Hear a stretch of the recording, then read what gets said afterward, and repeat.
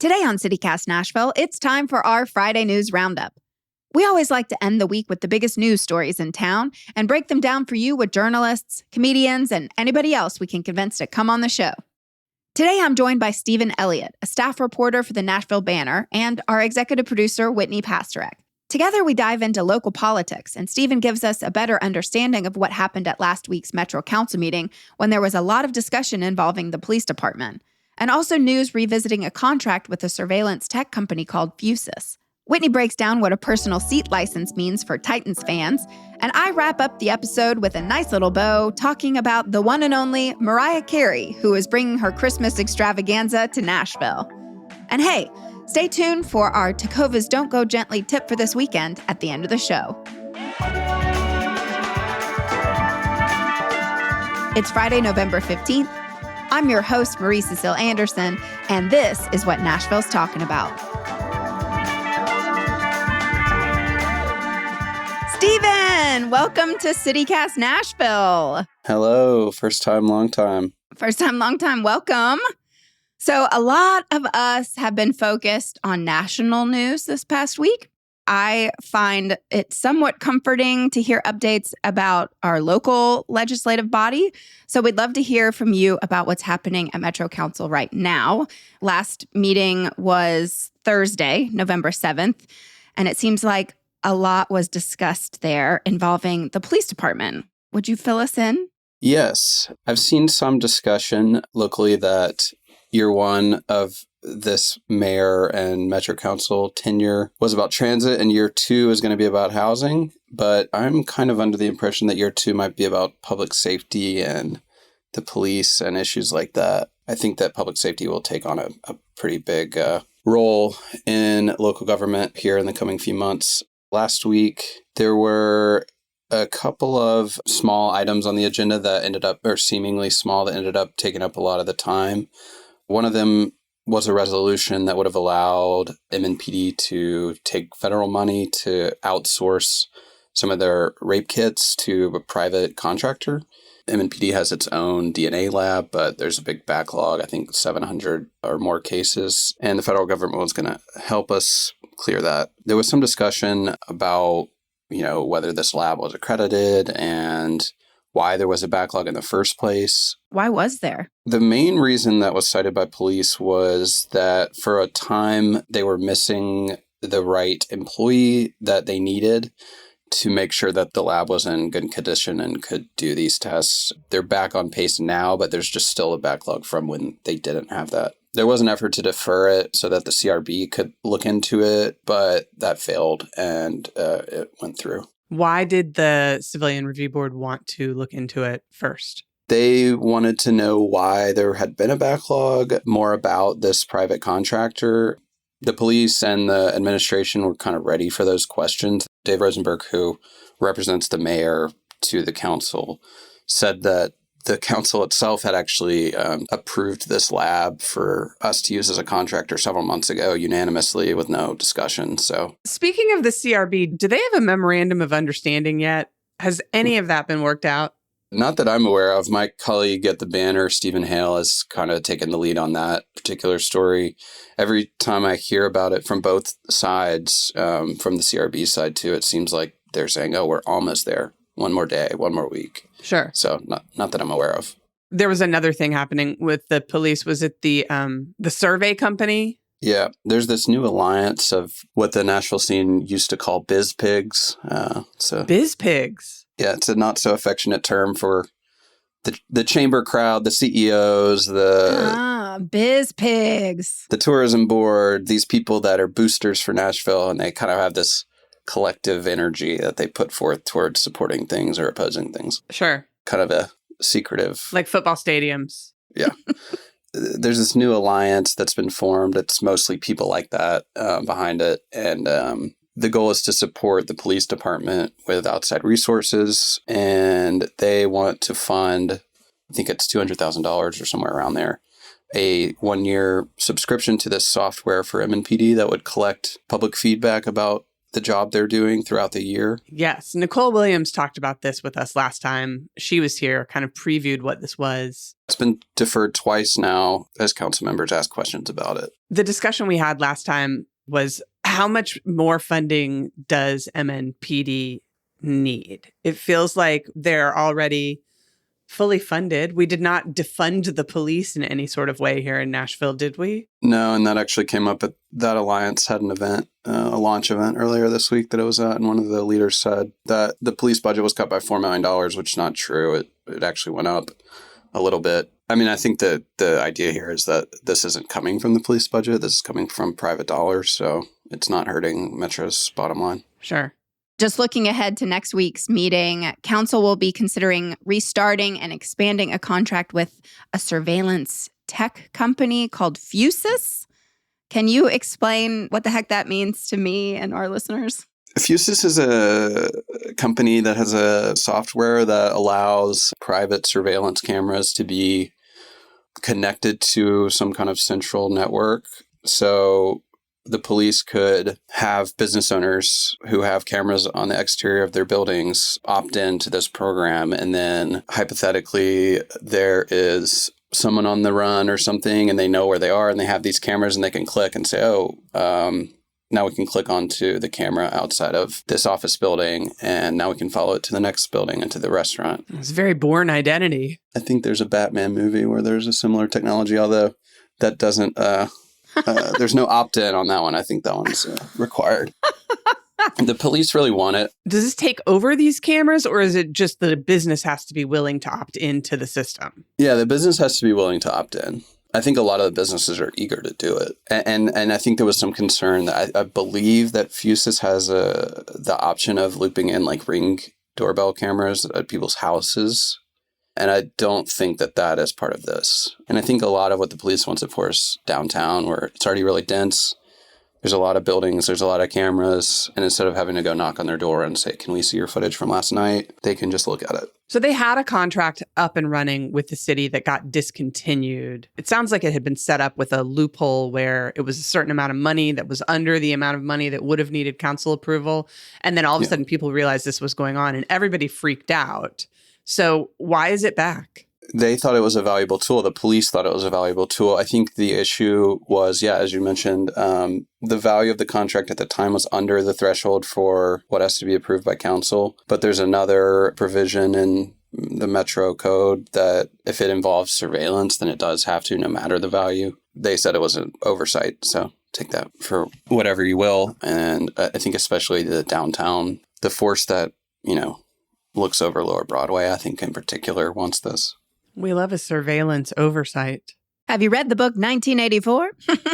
Well, so both council member Delicia Porterfield and Mayor O'Connell are supporting us now when they had previously opposed it. What do you think changed their mind?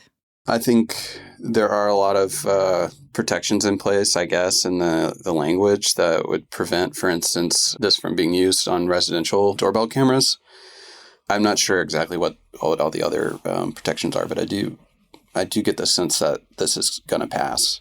Was it the Biz Pigs? Did the Biz Pigs get to them? I think they're involved for sure. There always has been, but there is a energy among that crowd to project an image of a safe city. And when there's violence or property crime that's reported, especially in tourist-friendly or business districts, then they don't like that. Right.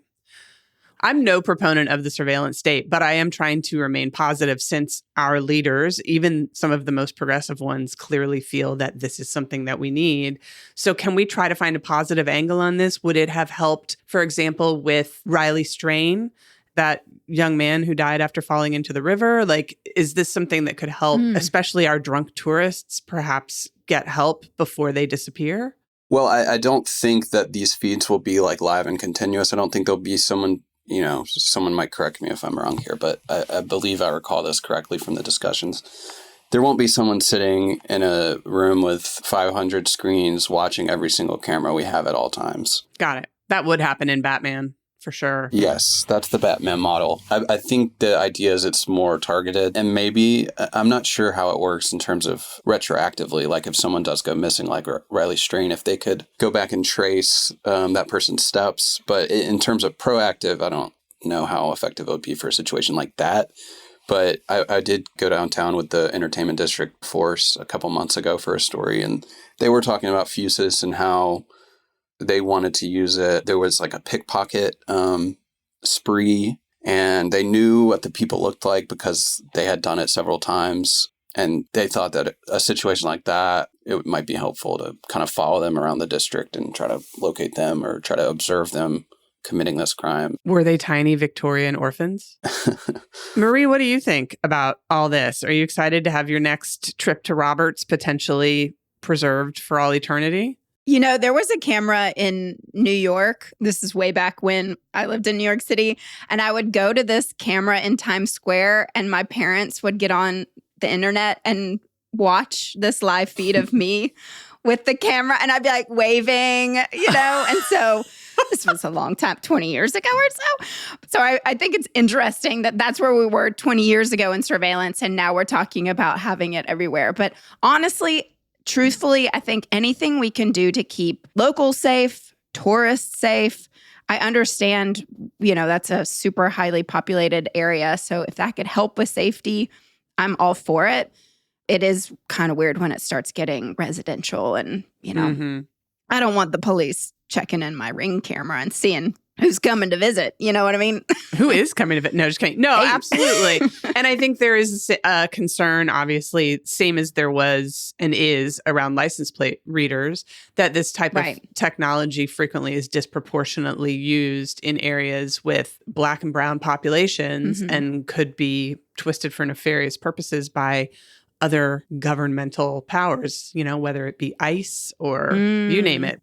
Stephen, do you trust the protections that are apparently in this new version of the contract? I don't know enough about him to say. But to your point about ICE, I think the national election results has shifted this conversation locally, in particular in regards to license plate readers. You know, legislation related to those is coming back soon. I think by the end of the year is what the mayor said most recently. And I think that conversation will have a slightly different tone given who's in charge at the federal level. Well, we're going to take a quick break. And when we come back, we're going to see how enraged Whitney can get when talking about the new stadium.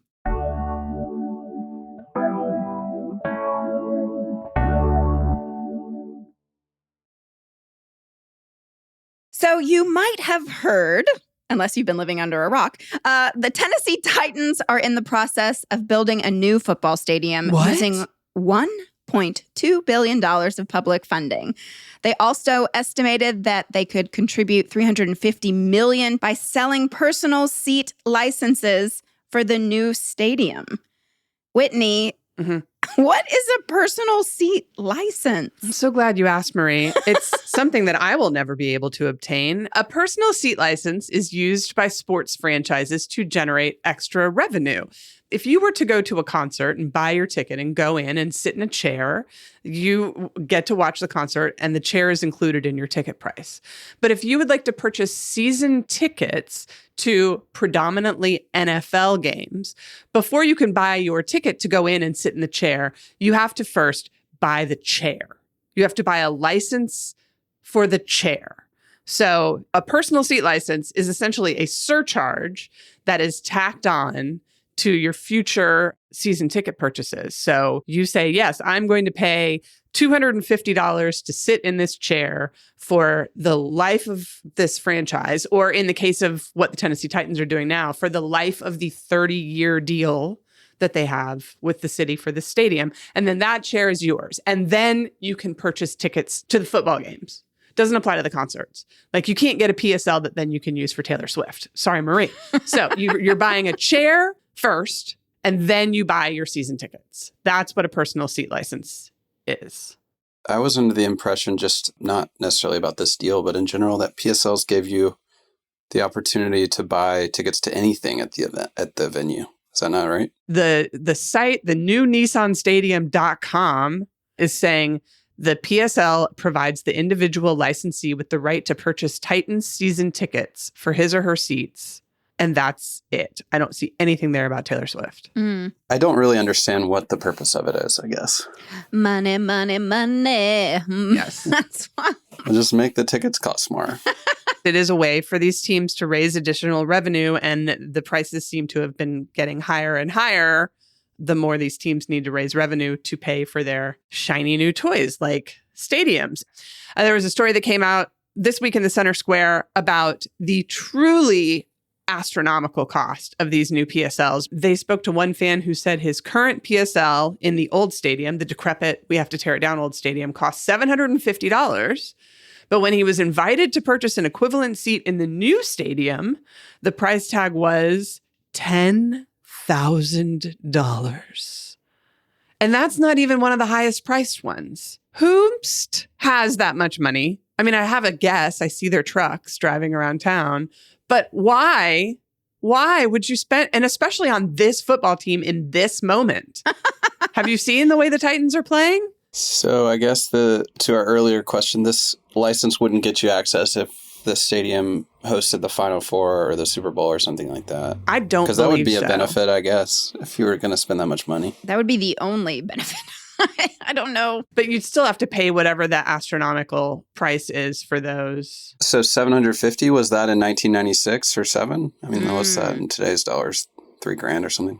I don't know. I'm inventing math off the top of my head. I think that's fair. Well, what the guy who they interviewed in the story said was that, you know, the people who sit around him are blue collar workers, he said. And these people don't just have 10 grand to throw at a PSL. Oh, look, there's also something on the website that says, will the average Nashville resident be able to afford a seat at the new Nissan Stadium? Yes, the Titans expect a wide range of seating products and experiences designed to cater to the diverse needs and interests of their fans. I'm going to be honest, I already feel like I can't afford the Titans in the current situation. I actually looked at tickets a couple weeks ago when they played the Patriots, two of the worst teams in the NFL. How much were they? I don't know anything. Club level were like $150. You know, nosebleeds were $60, $70. But that's still not factoring in snacks, Parking. parking. Is there anything in the world that either of you would spend $10,000 for the opportunity to purchase tickets on top of the $10,000 to see? Anything in the whole world? No. I'm thinking. It's a pretty easy one for me. Yeah, And no, I think like that's a I no. like NFL. I like the NFL. I like watching football, but I'm not spending anything close to that for any sporting event. Yeah.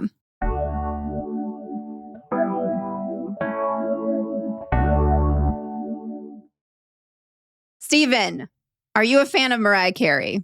Yeah, I mean, I'm not deep in the discography or anything, but sure. So you couldn't name her hit Christmas single? Is it All I Want for Christmas Is You? Ding, ding, ding. You went. You know what you went? Her presence. Mariah Carey is coming to Nashville. It's true. It's so exciting. She's bringing her Christmas extravaganza on November 25th. But before that, opening tonight is a Mariah Carey pop-up bar. It's a Black Irish holiday pop-up bar. And what does that mean? I don't know.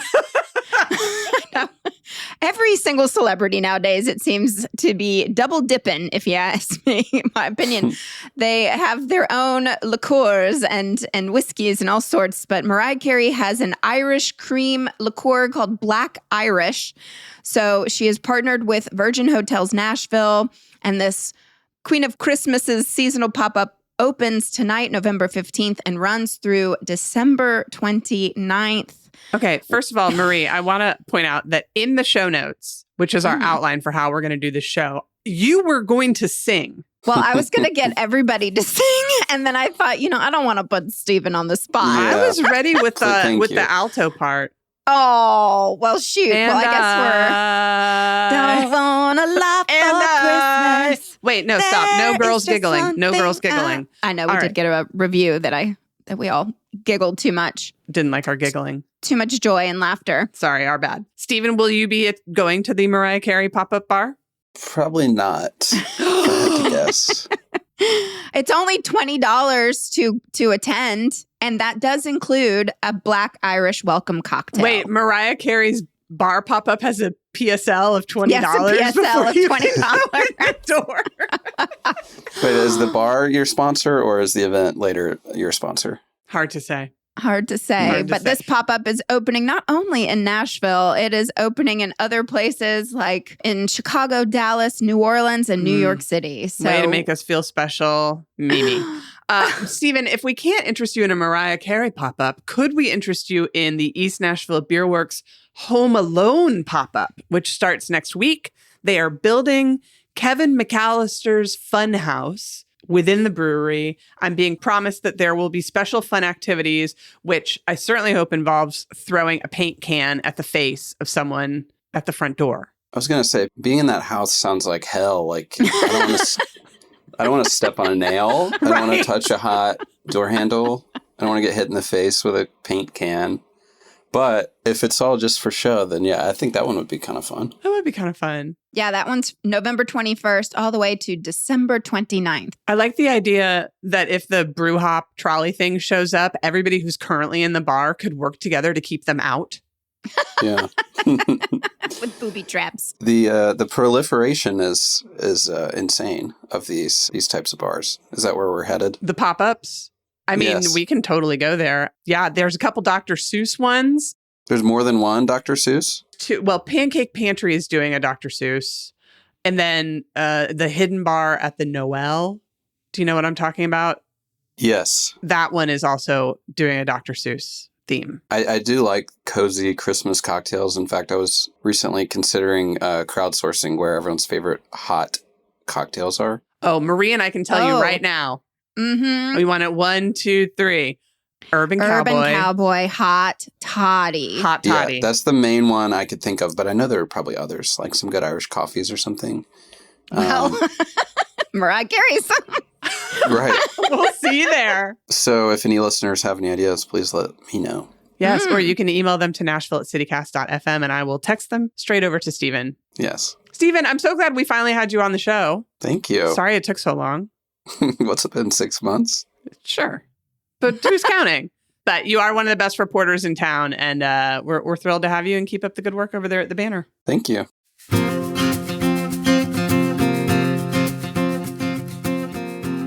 And now it's time for your Tecovas Don't Go Gently tip for this weekend.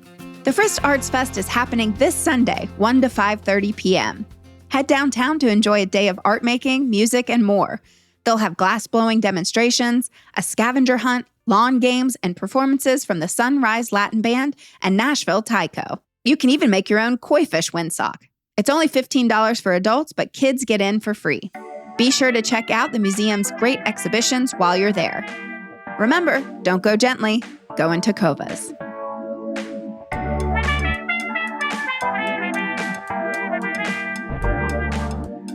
That's all for today here on CityCast Nashville.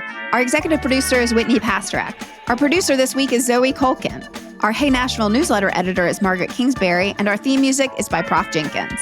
If you enjoyed the show, why not tell a friend, rate the show, leave us a review, and subscribe to our Hey Nashville newsletter. We'll be back Monday morning with more news from around the city. Toodles!